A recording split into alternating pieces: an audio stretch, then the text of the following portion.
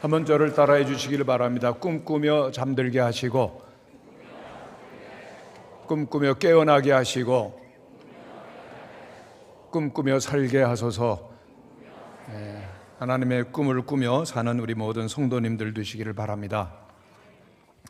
오늘 우리가 살고 있는 21세기를 특징 짓는 정신적 현상 가운데 하나가 바로 두려움이라고 생각이 듭니다. 예전보다 훨씬 더 발전되었고 풍요롭고 편리한 문명 세계 속에서 삽니다마는 여전히 많은 사람들이 두려움을 느끼며 경험하며 살고 있습니다. 여러 가지 실패와 재난과 질병 앞에서 무력함을 경험하는 것이죠.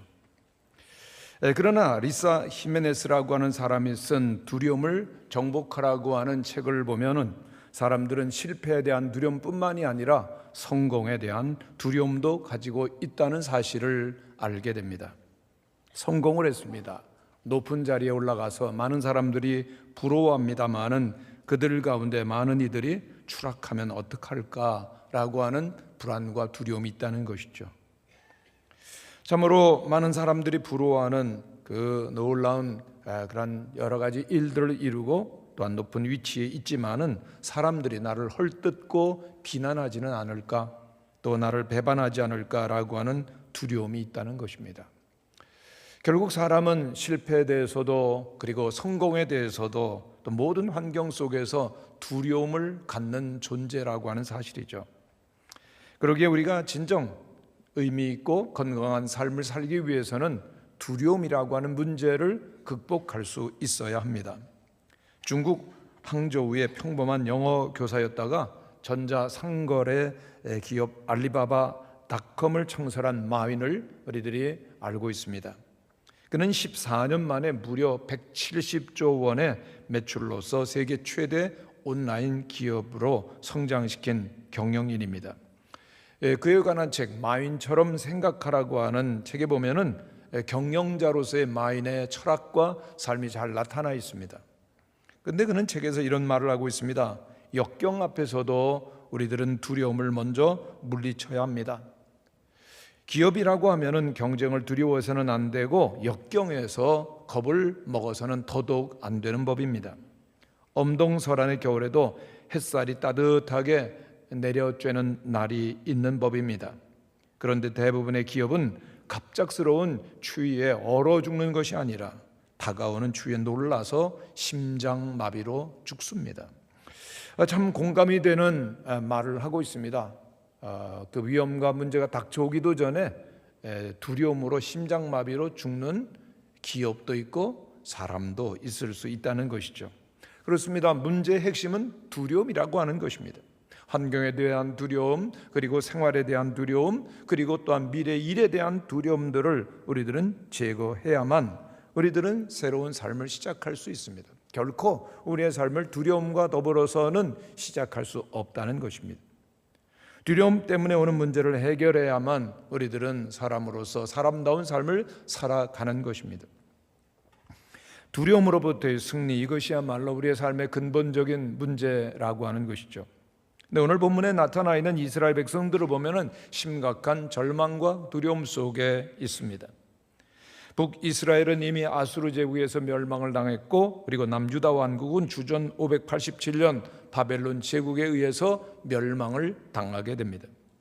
그때 예배의 중심지였던 거룩한 도성 예루살렘은 불타서 무너지게 되었고, 그리고 유다의 지도자들은 바벨론으로 잡혀가서 강제적인 포로 생활을 무려 70년이나 하게 됩니다. 한두 해 지나면은 그들이 풀려나고 해방되었을 것이라고 하는 기대를 했습니다마는 무려 70년간 포로 생활이 이어질 때 저들은 심각한 정체성의 위기를 경험하지 않을 수가 없었던 것이죠. 우리가 과연 누구인가? 우리를 거룩한 하나님의 백성이라고 하는데 하나님은 우리와 함께 계시지 않는 것 같다. 하나님은 떠나신 것 같다. 우리는 하나님을 예배하는 거룩한 하나님의 백성이라고 그동안 믿고 있었는데 우리의 존재 가치가 과연 어디에 있는가? 하나님은 백성인 우리 이스라엘을 정말로 사랑하시는가? 우리를 버리신 것은 아닌가? 그동안 그들이 가지고 있었던 선민, 하나님이 선택하신 그 존귀한 하나님의 백성이라고 하는 자존감은 여지없이 무너졌던 것입니다. 왜냐하면은 그들은 이방 세계 속에서 사는데 하나님을 모르는 세상 사람들이 그들을 참으로 멸시합니다. 마치 벌레 보듯이 바벨론 제국의 사람들이 유태인들을 볼 때 그들은 기가 꺾일 수밖에 없었습니다. 그들의 삶은 거의 노예 생활에 그렇게 다름이 없는 생활을 하는 것입니다. 그러기에 조금만 환경이 변화도 그들은 불안하고 또한 걱정하며 또한 두려워했었던 것입니다. 고아와 같은 그런 고독과 그리고 또한 외로움과 그리고 공포 속에서 사는 것입니다. 그런데 이들이 이렇게 두려워하는 모습은 오늘 이 시대를 살아가는 우리 현대인의 모습이기도 한 것입니다. 오늘 우리들 가운데서 아무런 두려움도 없다, 미래에 대해서 아무런 걱정도 없다라고 말할 수 있는 분은 그렇게 많지 않으실 것입니다. 직장이 없는 분은 없는 대로, 직장이 있는 분들은 있는 대로 두려움이 있으면 불안합니다. 사업을 시작했는데 이 사업이 주저앉으면 큰 위험 속에 빠지면 어떨까라고 하는 두려움 있습니다. 사람 간의 갈등, 그리고 또한 가족들 간의 그러한 문제, 그리고 자녀들의 미래, 여러 가지 그러한 크고 작은 두려움들이 우리를 계속해서 괴롭히는 것이죠. 그런데 두려움에 사로잡히면 한 가지 특징이 있는데, 그 두려움에 사로잡힌 사람들은 내가 당하고 있는 현실과 문제가 가장 커 보이는 것입니다. 압도당하는 것이죠. 잠을 이루지 못하고 심장이 두근두근거리고 눈앞이 캄캄해지고 길을 찾지 못하게 되는데 어떻게 이 모든 어려움들을 해결해 나갑니까? 중요한 것은 사람은 누구나 자기 안에 있는 어떠한 그 문제와 장벽을 제거하지 못한다는 겁니다. 어떤 일을 할 수 없다 생각하면 절대로 할 수 없는 법이 인간입니다. 그러므로 가장 무서운 적은 우리 마음에 있는 적이라고 할 수가 있습니다. 마음속에 패배한 사람 여지없이 현실 가운데서도 패배하기 마련입니다. 믿음이 없는 사람 역시 여지없이 그 삶 속에서 무너져 내려앉게 마련입니다. 성도 여러분, 우리가 마음으로 믿지 아니하고서는 그 어떤 꿈도 이룰 수가 없습니다. 스스로 충분히 능력이 있다라고 우리들이 확신하기 전에는 어떤 일도 우리에게 일어나지 아니하는 것입니다. 새로운 삶, 믿음이 없이는, 확신이 없이는 불가능하다라고 하는 것입니다. 그렇습니다. 우리의 마음속에 우리를 움직이지 못하게 하는 그러한 장벽이 있는데 성경은 그것을 가리켜서 견고한 진이라고 말합니다. 우리의 마음을 짓누르고 그리고 또한 두려워하게 하고 앞을 향해서 나가지 못하게 하는 견고한 진, 그것은 우리의 삶에 큰 적이 아닐 수가 없습니다. 우리 한국 부모님들의 교육열은 세계 제일이라고 할 수가 있는데, 그렇다고 하면은 자녀들이 어떠한 일 가운데도 용기를 가지고 최선을 다할 수 있도록 격려하는 일 매우 중요합니다. 자녀들의 삶을 살아가면서 언제든지 자신감을 가질 수 있도록 부모님이 하셔야 된다는 것이죠. 대부분 부모님들은 우리 자녀들이 공부 잘하고 그리고 뛰어나기를 원합니다만은, 그러나 우리 인간의 지능이라고 하는 것이 이렇게 빨리빨리 개발되는 것은 아니라고 합니다. 물론 그 지능은 3살부터 그렇게 비롯 개발된다는 것이 학계의 일반적인 정설이기는 합니다만은 다 그런 것은 아닙니다. 어떤 아이를 보면은 중학교 때 나이에 머리가 깨기도 하고, 그리고 심지어는 20대 나이에 머리가 트이는 경우도 있고, 심지어는요 60이 넘어서 트이는 경우도 있는데 요즘 제가 그런 것 같습니다. 우리 학설에 보면은 65세부터 75세도 배우면 계속 좋아진다는 거예요. 여러분, 제가 요즘 좋아지는 것 같지 않습니까? 저는 그런 착각을 해봅니다. 그러니까 그냥 머리가 트이지 않는다고 그렇게 걱정하지 마시고, 그리고 또한 너무 조급해하지 말라고 하는 겁니다. 여러분, 아이에게 자신감을 심어주고 또한 그 자녀에게 계속해서 기대하시는 그런 믿음과 사랑이 중요하죠. 상대성 이론으로 세계 물리학계를 발전시킨 그 아인슈타인을 보면은 바보, 말더듬이, 게으름뱅이였습니다. 오죽하면 학교 선생님이 너는 제발 학교 오지 않으면 좋겠다라고 말을 했겠습니까? 그 시절 그의 학적부에 보면 아무런 가망이 없는 아이라고 적혀 있을 정도였다고 합니다. 그런데 그가 1921년 전기 소량 광전 효과 연구로 노벨상을 받게 되죠. 왜 그렇습니까? 그 뒤에는 끊임없이 그 아이를 믿어주고 격려하고 기다려준 사랑의 어머니가 있었기 때문입니다. 너는 천재다, 너는 언질마든지 너는 가능성이 있다라고 믿어주고 격려했었던 어머니가 있습니다. 우리 한국인들에게 가장 중요한 것은요, 결코 주눅 들면 안 된다는 겁니다. 사람이 주눅이 걸리면 아는 것도 모르게 되고 할 수 있는 것도 못하게 되어 있습니다. 그래서 완전히 자신감을 가질 수 있는 자녀가 되도록 믿음의 부모가 되어지는 일, 기다려주는 일 매우 중요합니다. 그런데 오늘날 세상은 사람들에게 절망적 메시지를 쉽게 툭툭 던지면 넌 안 돼, 너는 끝났어, 너는 절대로 승리할 수 없어, 너는 패배자야, 너는 실패한 사업가 아니냐라고 그렇게 메시지를 던지는 겁니다. 결혼관계, 인간관계, 사업, 여러 가지 면에서 비관적인 생각을 자꾸만 불어넣어주는 세상입니다. 너는 망가진 사람이야. 그래, 나도 망가졌다. 그러면은 인생 살아가는 것이 막 사는 거죠. 사람들 대해도 참 함부로 대하게 되어 있습니다. 그런데 이제 나의 인생은 망가졌다라고 생각하는 것은 결코 하나님으로부터 오는 음성이 아닙니다. 우리의 대적 원수가 들려주는 속삭임인 것이죠. 하나님은 결코 우리에게 두려움을 주시는 분이 아니십니다. 하나님이 함께 하시면 오히려 그 모든 두려움들이 없어지게 마련입니다. 하나님께서 오늘 본문의 말씀을 통해서 중요한 것을 깨닫게 하십니다. 선포하십니다. 내가 너와 함께하노라. 아멘. 내가 함께 한다면 너는 다시금 일어나게 되어진다. 내가 너와 함께함을 네가 믿으면 나는 너를 도와줄 것이고 너를 붙들 것이며, 그리고 어떠한 불가능한 일도 내게는 없을 것이다. 왜요? 하나님은 전능하시기 때문입니다. 그러므로 오늘이 우리 모두의 새로운 출발을 위한 기회인 줄로 믿습니다. 하나님은 우리를 사랑하시고 우리를 위한 놀라운 계획을 가지고 계십니다. 하나님을 우리의 인생의 최우선으로 우리들이 모시고, 그리고 주님과 함께 한다면 상상도 못할 놀라운 일들이 우리들 가운데 시작이 되는 것입니다. 그런데 세상에는 여전히 부정적인 생각이 만연하기 때문에 심지어는 그리스도인들이 교회를 나오면서도 별로 기대를 하지 않을 때가 많이 있습니다. 그러나 교회는 놀라운 것입니다. 이 교회는 전능하신 영광의 왕, 우리 주님께서 이곳에 임재하여 계시기 때문입니다. 할렐루야. 주님께서는 오늘 우리의 손을 붙들어 주시고 우리를 잡아 일으키기를 원하십니다. 그러므로 주님께서 내미는 그 놀라운 전능하신 주님의 손을 붙드시는 우리 성도님들이 되시기를 바랍니다. 주님께서는 항상 우리의 인생의 방향은 위라고 말씀하십니다. 여러분, 손을 들어 다 하늘을 가리키시기를 바랍니다. 한번 따라 하시기를 바랍니다. 우리의 삶의 방향은 항상 위여야 합니다. 믿습니까? 아무런 소망이 없다, 길이 없다, 길이 없긴요. 하나님은 위를 보라고 말씀하시는 것이죠. 그렇습니다. 우리가 믿고 섬기는 전능하신 하나님이 우리와 함께 하시겠다고 말씀하시는데 뭐가 두렵고 뭐가 안 되는 것입니까? 하나님께서는 모든 것을 주관하고 계십니다. 심지어 세계 열방 우주 모든 일을 주관하시는 전능하신 주님이 우리의 아버지시죠.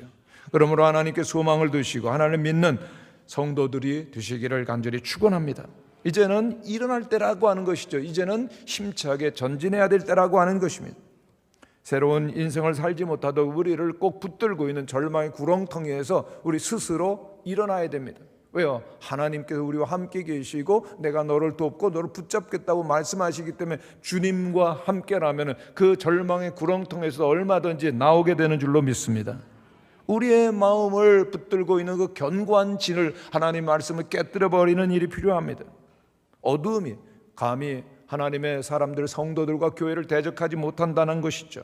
이제는 일어나서 새로운 인생을 향해서 나아가고, 그리고 주님과 함께 새로운 인생을 디자인할 수 있는 그러한 놀라운 은혜가 있게 되시기를 간절히 축원합니다. 하나님은 우리와 함께 하시고 일하시는 주님이시기 때문이죠. 2주 전에 예배 시간에 설교를 마치고 환우들을 위한 기도를 했습니다. 우리들의 몸의 연약한 부분에 손을 얹고 기도하시면 좋겠습니다 라고 그렇게 기도를 한 적이 있었는데, 그 다음 주에 한 성도님이 저를 찾아와서 말씀을 시작하셨습니다. 목사님, 제게 기도 제목이 있었습니다. 뭡니까? 청력이 약해져서 설교도 잘 안 들려서 너무 답답하고 너무 안타까웠습니다. 그런데 설교를 마치고 한초에 손을 얹고 기도하자고 해서 기도를 했습니다. 근데 오늘 와서 교회에서 예배를 드리는데 설교가 너무 잘 들립니다. 할렐루야. 너무너무 감사되는 겁니다. 너무 기뻐하시는 그 성도님을 보는데, 야, 그렇게 환처에 손을 얹고 많은 성도님과 기도를 했는데 한 분도 와서 하나님이 고쳐주셨습니다, 응답이 없어 하나님 일을 안 하셨는가 생각을 했는데, 와, 하나님께서 일을 하시는구나, 하나님은 오늘도 살아계시는구나 경험하게 하셨습니다. 할렐루야. 그래서 우리들이 늘 해야 될 말이 있습니다. 우와. 우와, 왜? 하나님이 살아계시고 그리고 하나님이 우리와 함께 하시고 우리의 기도를 들으시기 때문이죠. 이러한 놀라운 체험적인 경험이 하나님과 만나며 하나님과 함께하는 그 놀라운 그 은혜가 우리 모든 성도들에게 있게 되시기를 바랍니다. 포로된 이스라엘 백성들은 스스로 탄식했었죠. 우리는 버림받았다. 하나님 우리에게 관심이 없다. 하나님 우리를 싫어하시고 미워하신다. 우리는 원통하다. 부당한 대우를 받고 있다. 하나님은 우리의 하나님이 아니신가 보다. 저들은 끊임없이 의심하고 두려움과 불안 속에 있었던 것이죠. 그러나 하나님께서는 저들에게 말씀하시기 시작합니다. 하나님은 인격이시고 하나님은 살아계시고 말씀하시죠.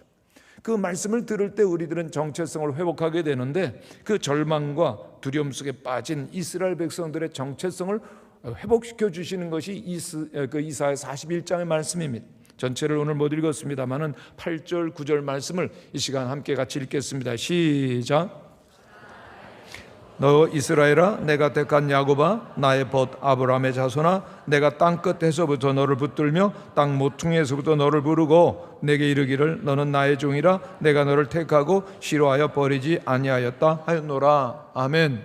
하나님께서 분명히 강조하면서 반복해서 오늘 말씀 가운데서 이스라엘 백성들은 누군가를 말씀하신데 첫 번째 너희는 나의 종이라고 말씀하셨습니다. 한번 따라 하시기를 바랍니다. 우리는 하나님의 종입니다. 종이라고 하는 의미와 노예라고 하는 의미는 완전히 다른 의미입니다. 노예는 그저 그 주인에게 예속되어 가지고 그냥 일하는 끊임없는 노동력 정도에 지나지 않습니다만은 종은 주인에게 신뢰를 받고 그리고 주인은 종에게 모든 일들을 위임하는 것입니다. 이스라엘 백성들은 오랫동안 포로 생활하는 가운데 그들의 자존심이 깨질 대로 깨졌습니다. 땅에 떨어졌죠. 세상 사람들 버러지라고 그렇게 무시합니다만 하나님은 아니다. 내가 너희들의 주인이다. 너희들은 나의 종이라고 그렇게 존귀한 자아상을 회복시켜 주셨던 것입니다. 하나님께서 주인이시면요, 하나님께 저들의 미래를 책임지실까요? 지시겠다는 얘기죠. 그렇기 때문에 우리들이 종은 걱정을 안 합니다. 왜요? 주인과 함께하면 주인이 모든 일들을 이루시기 때문입니다. 할렐루야. 우리의 모든 삶을 주님께 맡겨드리고 주님과 함께 가는 하나님의 사람들 되라고 하시는 말씀인 것이죠.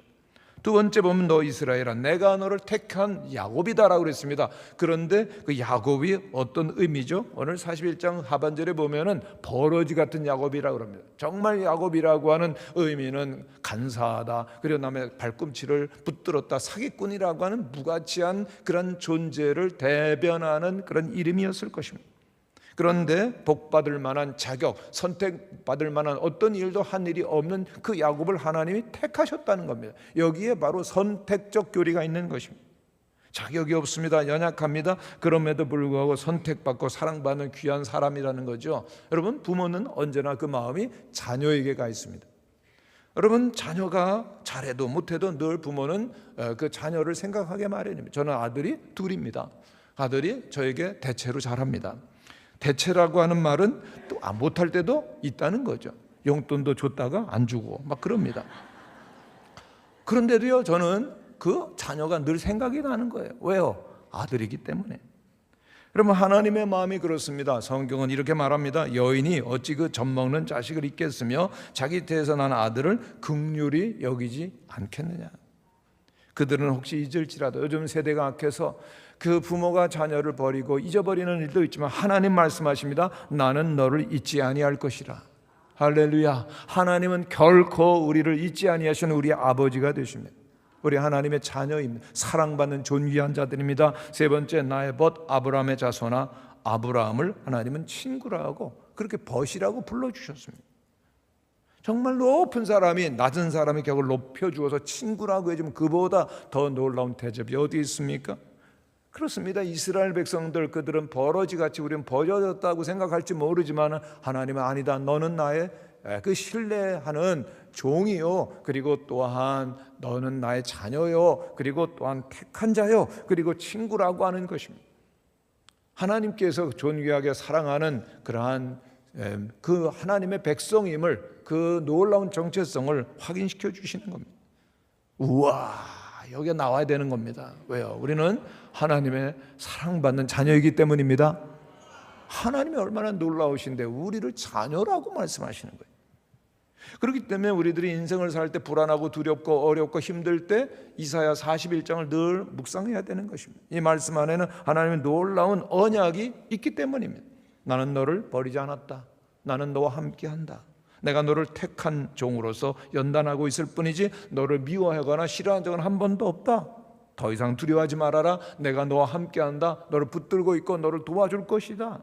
굳세게 마음을 먹고 그리고 너를 오른손으로 붙들어 줄 것이다. 주님께서 언약하신 그 말씀 가운데 새로운 소망을 갖기를 주님은 원하시는 것입니다. 오늘 현실의 고난과 문제가 있을 때 그 문제 앞에서 넘어지는 성도들이 아니라 그 모든 문제와 그 어려움들을 넘어설 수 있는 능력을 받는 성도들 되시기를 바랍니다. 어떻게? 위로부터 주님께 영적인 시선을 향하고 주님의 음성을 듣게 되어질 때 우리는 다시금 일어서게 되어지는 것입니다. 한 책에서 그런 글을 읽었습니다. 많은 사람들이 마귀가 우리의 마음속에 들어와서 우리를 그렇게 어렵게 만든다고 하지만은 그렇지 않다는 겁니다. 마귀가 어떻게 하나님의 자녀의 하나님의 그 영혼 속에 들어올 수가 있겠어요? 못 들어오는 겁니다. 그런데 마귀가 하는 일은 우리의 마음과 귀를 닫아버리고 하나님의 말씀을 못 듣게 한다는 겁니다. 와, 그렇구나. 하나님은 말씀하시면 내가 너를 사랑하노라, 내가 너와 함께하노라. 그러면 우리 깨닫죠. 나는 하나님의 자녀로구나. 나는 존귀한 사람이로구나. 나를 붙들고 나를 넘어뜨게 할 자는 없구나. 할렐루야. 그렇기 때문에 마귀가 하나님의 말씀을 못 듣게 가로막으면 마귀가 그 다음에 마음대로 우리를 조종하고 마음대로 갖고 그렇게 이끌어가는 것입니다. 그러나 하나님 오늘 말씀하십니다. 마음의 귀를 열고 주의 음성을 받아들이시는 성도들 되시기를 바랍니다. 내가 너를 사랑한다. 내가 너와 함께한다. 너는 나의 존귀한 자라고 말씀하시는 주님의 말씀과 함께 담대하시고 그리고 또한 하나님과 함께하는 성도들 되시기를 바랍니다. 우리가 지금 어떤 일을 겪고 있는지 참 어떤 일이든지 하나님께서는 말씀하시죠. 내가 너를 향한 큰 계획이 있다. 너를 향한 선한 계획이 있다. 내게 소망과 미래를 줄 것이다. 여러분, 세상은 고통과 눈물과 슬픔과 어려움이 너무나도 많이 있지만은 그러나 하나님과 함께하면 통과가 되는 겁니다. 여러분, 시편 84편 6절에 보면 그들이 눈물 골짜기로 지나갈 때 그곳에 많은 샘들이 있을 것이며 이른 비가 복을 채워주나이다라고 시인은 노래하고 있죠. 근데 여기 중요한 표현이 있습니다. 눈물 골짜기를 지나갈 때입니다. 한번 따라 하시기를 바랍니다. 눈물 골짜기로 지나갈 때, 지나갈 때라고 하는 게 뭡니까? 통과한다는 게 통과. 거기에 머물러 있고 거기에 진치고 거기에 뿌리를 내리는 것이 아니라는 얘기죠. 아무리 눈물과 고통과 슬픔과 두려움이 크다 할지라도 하나님과 함께하면 통과하는 줄로 믿습니다. 지나가는 줄로 믿습니다. 절대로 여기가 내가 있어야 될 곳, 내가 죽어야 될 곳, 내가 쓰러져야 될 곳, 내가 있어야 될 곳이라고 말하는 마귀의 음성에 귀를 기울여서는 안 된다라고 하는 것이죠. 질병과 이혼과 파산과 큰 어려움 속에서 원수는 이렇게 속삭일 겁니다. 너는 더 이상 끝이다. 너는 이제 더 이상 극복할 수가 없다. 그러나 하나님의 위대한 음성이 들려옵니다. 아니다. 내가 너와 함께한다. 내가 너를 사랑한다. 내가 너를 도와줄 것이다. 할렐루야. 그러므로 우리의 시선을 주님께 향하고 우리의 마음의 초점을 하나님께 두어야 된다는 것입니다. 비극이 닥쳤을 때, 사업이 어려웠을 때, 그리고 또한 어떻게 해야 될지 모를 때 위를 바라보는 것입니다. 우리의 방향은 위이기 때문에 길이 보이지 않습니다. 답이 없습니다. 하나님은 답이 있는 줄로 믿습니다. 그렇기 때문에 가장 어두운 시기, 가장 처절한 시기, 가장 두려울 때 하나님을 바라보는 것입니다. 깊은 우울증으로 아무것도 할 수 없었던 한 성도님이 있습니다. 정말 우울증은 무서운 병입니다. 가까이서 그 성도님을 보는데 무려 10년을 우울증에서 헤어나지 못하는 거예요. 조금만 마음 먹으면 될 텐데 못 하시는 겁니다. 그래서 삶이 무너져 내리고 가정도 늘 어두웠죠. 그런데 어느 날 책을 보게 되었답니다. 책을 보는데 글귀 하나가 마음에 딱 들어오더래요. 작은 일상도 충실해야 된다. 그런데 그 말이 굉장히 의미가 있게 들려드리는 작은 일상, 그것도 충실해라.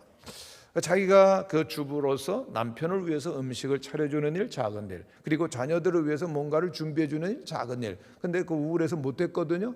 한번 해보자는 생각이 들어서 조금씩 했습니다. 일을 하니까 마음이 조금씩 힘이 생기는 거예요. 그리고 정말 그분이 눈이 안 보여서 정말 그 불편함이 많았는데 그래도 볼 수 있고 그래도 그렇게 걸어갈 수 있었거든요. 그래서 감사를 드려요. 하나님 보게 해주셔서 감사합니다. 그랬더니 마음이 더 기뻐지는 거예요. 밝아지는 겁니다. 힘이 막 솟아나는 것을 경험하면서 이제 하나님 앞에 기도하고 싶은 생각이 들었습니다. 우울증 환자가 여러분 하나님께 기도한다면 무슨 기도를 하겠습니까? 여러분 우울증은 가장 늘 우울한 거예요. 늘 모든 게 슬픈 거예요. 우울한 감정에 짓눌려 본 일이 있으십니까? 예, 있습니다. 저는요. 그럴 때는 너무너무 힘든 거예요. 아무것도 할 수가 없어요. 하나님 앞에 기도를 드려서 하나님 제게 기쁨을 주세요. 놀라운 일입니다. 바람이 휙 불어오는 것처럼 마음에 하나님의 기쁨이 임하더랍니다. 이유를 모를 기쁨이야. 하나님이 함께 계시고 하나님 기쁨을 주시는데 누가 막겠습니까? 와, 기쁜 거예요. 그래서 하나님 살아계심을 알고 새벽을 깨우고 교회를 나가서 기도를 하기 시작합니다. 하나님은 늘 함께 하시는구나. 마음이 확 밝아지면서 그리고 두려움의 그림자가 깨끗이 사라지게 되었습니다. 이제는 하나도 두렵지 않고 불안하지도 않고 우울하지도 않습니다. 병원에 가봤더니 기적이랍니다. 할렐루야. 하나님이 하셨습니다. 의사가 얘기를 합니다. 여러분 오늘 우리들에게 어려운 일 있습니다. 눈물의 골짜기 있습니다. 두려움의 시간이 있습니다. 그러나 하나님과 함께 한다면 하나님 붙들어 주신다면 도와준다면 통과할 줄로 믿습니다. 새로운 기쁨, 새로운 용기, 새로운 꿈이 생길 줄로 믿습니다. 그래서 2017년 하반기를 하나님과 더불어 새로운 인생을 위하여 디자인, 꿈을 꾸며 그리고 또한 그림을 그려나가는 성도들 되실 수 있기를 축원합니다. 그렇습니다. 하나님은 우리가 뭐 잘해서 능력이 많아서 그리고 또한 뭐 잘나서 사랑하시는 것 아닙니다. 자녀이기 때문에 종이기 때문에 우리의 친구이기 때문에 우리를 높이 들어 존귀한 자로 인정하시고 도와주실 것을 기억하면서 절대로 주눅 들지 마시고 하나님과 함께 일어나시는 성도님들이 되시기를 바랍니다. 얼마나 위대하시고 얼마나 신실하신 주님이신가, 얼마나 강하신 주님이신가. 그 주님이 내가 너를 도와주리라 붙들리라고 말씀하신 것만 생각하는 겁니다. 믿음을 선택해야 됩니다. 여러분 왜 우울증에 걸릴까요? 난 우울해 그렇게 생각하고 거기 머물러 앉았으니까. 그런데 행복한 사람은 왜 행복해? 나는 행복해. 그러니까 행복했죠. 한번 따라 하시길 바랍니다. 나는 행복합니다. 그 말을 하는 겁니다. 말을. 주여 그러면은요 마귀가 우리 곁에 못 있어요. 아멘. 근데 우린 말을 안 해요. 마귀가 우리를 붙들어 가려고 해도요 가만히 있는 겁니다. 주여 하고 나는 행복해 믿습니다 말하시는 기도하시는 성도님들이 되시기를 바랍니다. 그러므로 내가 주님을 힘입고 일어나겠습니다 선포하는 것입니다. 기쁨과 즐거움과 감사의 표정으로 새롭게 인생을 설계해 나가게 되시기를 바랍니다. 그렇습니다. 우리의 생각을 바꿔야 되죠. 하나님의 크신 일을 기대하는 그러한 습관을 우리들에게 익혀야 된다는 것입니다. 우리는 이런 태도를 스스로 익혀야 됩니다. 우리의 가정에 그동안 슬픔이 있었고 어둠의 그림자가 있었지만은 그거 별로 중요하지 않다. 오늘이 새로운 날이다. 아멘을 크게 하셔야 될 시간을 놓쳤습니다. 한번 따라 하시기를 바랍니다. 오늘이 새로운 날입니다. 할렐루야. 선포하면 하나님께서 야 믿음이 생겼네 도와주자 붙들자. 그렇습니다. 오늘 우리는 다시 일어설 겁니다. 승리할 것입니다. 과거의 어떤 실패도 상관이 없습니다. 어떤 장애물이 커도 결코 겁나지 않습니다. 왜요? 우리 안에 계신 그분은 그 어떠한 문제나 어떠한 장애보다도 훨씬 더 크신 분이기 때문입니다. 더 강하신 분이십니다. 그러므로 우리는 더 이상 패배자가 아닙니다. 우리는 승리자요. 우리에게는 하나님 안에서의 복이 있지 저주는 물러간 줄로 믿습니다. 새로운 비전을 품고 이제 새로운 단계로 올라가는 모든 성도님들이 되시기를 바랍니다. 구체적으로 이제 여름을 맞이하면서 내 인생, 우리의 가정, 우리의 사업, 우리의 믿음의 생활을 어떻게 그려나갈 것인가 새로운 디자인으로 우리의 삶을 만들어가는 모든 성도님들이 되시기를 바랍니다. 그렇습니다. 우리의 마음에는 견고한 진을 깨뜨려 부수자는 겁니다. 하나님의 말씀으로 우리의 믿음으로 그 모든 견관진들을 부수고 과거와 단절하고 새로운 미래를 향해서 나아가는 성도님들이 되시기를 축원합니다. 부정적인 것을 생각하는 사람은 부정적인 것을 거두게 됩니다. 실패를 생각하면, 묵상하면 실패를 거두게 되는 것이죠. 그러나 하나님 안의 승리와 그리고 성공을 바라보며 그리고 믿는다면 하나님께서는 우리에게 성공하는 인생을 만들어 주실 것입니다. 하나님께서는 우리에게 꿈을 가지고 계십니다. 그 꿈이 이사야 41장에 나와 있는데 우리 14절 15절 말씀을 한번 같이 읽겠습니다. 시작. 버러지 같은 너 야곱아, 너희 이스라엘 사람들아 두려워하지 말라. 나 여호와가 말하노니 내가 너를 도울 것이라. 내 구속자는 이스라엘의 거룩한 이인이라. 보라, 내가 너로 이가 날카로운 새 타작기로 삼으리니 내가 산들을 쳐서 부스러기를 만들 것이며 작은 산들을 겨같이 만들 것이라. 할렐루야. 바벨론 사람들, 유태인들을 향해서 버러지 같아, 무가치한 것 같으니 멸시하고 천대했지만 하나님의 계획이 있습니다. 아니다, 너희들은 이가 날카로운 새로운 타작기로 삼을 것인데 너희들 앞에 얼마나 큰 산이 있어도 그것을 부스러뜨릴 것이고 부스러기가 되게 만들 것이며 작은 산들은 겨같이 훅 불면 날아가게 할 것이다. 하나님의 계획인 것입니다. 이 약속의 말씀을 붙드는 자 반드시 일어나게 될 줄로 믿습니다. 절망하고 두려워합니까? 다 잃어버립니다. 그러나 우리를 용서하시고 함께 하시기를 원하신 붙드시는 주님을 바라보며 그의 말씀을 들으면, 믿으면 하나님께 우리를 새롭게 하실 줄로 믿습니다. 독일의 시인 슐러는 나무는 자라도 하늘에까지는 닿을 수 없다라고 하는 말을 남겼습니다. 여러분, 그 말 정말 진리죠. 그 말대로 세상에 어떤 동물도 식물도 자라고 자란들 하늘에까지 닿을 수는 없습니다. 그런데 천재 시인이 이런 얘기를, 당연한 얘기를 한 이유가 뭘까요? 그 이면에 숨겨진 의미는 무엇입니까? 인간은 다르다라고 하는 것이죠. 인간의 영혼은 언제나 하나님을 바라볼 수가 있습니다. 그래서 어떤 고통과 절망과 처절한 상황 가운데 있다 할지라도 그의 영혼은 하늘까지도 닿을 수 있다라고 하는 것이죠. 왜요? 인간은 본래가 하나님의 형상대로 창조된 유일한 존재이기 때문에 하늘 꼭대기에 다다른 소망의 사다리로 올라갈 수 있다라고 하는 것입니다. 광야의 야곱이 그 꿈속에서 하늘에 닿은 사닥다리, 천사들이 오르락 내리락 하는 것을 보면서 믿음의 위대한 조상이 되었던 것처럼 절망 속에서도 하늘에 닿은 사닥다리를 바라보면서 꿈을 꾸는 우리 모든 성도님들이 되시기를 간절히 축원합니다. 성도 여러분, 우리를 가로막고 있는 장애가 무엇입니까? 참으로 이상한 것은 두려움이라고 하는 것은 두려워할수록 두려움의 감정이 증폭되어 간다는 것입니다. 그렇기 때문에 성경 두려워하지 말라 끝이라고 말씀하시는 겁니다. 실상 우리가 두려워하는 대부분의 것들은 실체가 없는 것들. 가만히 생각해보면 내가 뭘 두려워하지? 마음속에 던져진 그릇된 헛된 그 허상이 우리를 두려움으로 끌어갈 때가 많기 때문에 성경은 끊임없이 염려하지 말라, 근심하지 말라, 두려워하지 말라고 말씀하시는 겁니다. 왜요? 그 두려움도 주님의 손에 내어드릴 때만 우리는 주님의 음성을 듣고 주님을 우리의 마음속에 삶 가운데 상황 가운데 모셔드릴 수 있기 때문인 것입니다. 주님만이 우리의 해답인 줄로 믿습니다. 주님만이 우리의 미래인 줄로 믿습니다.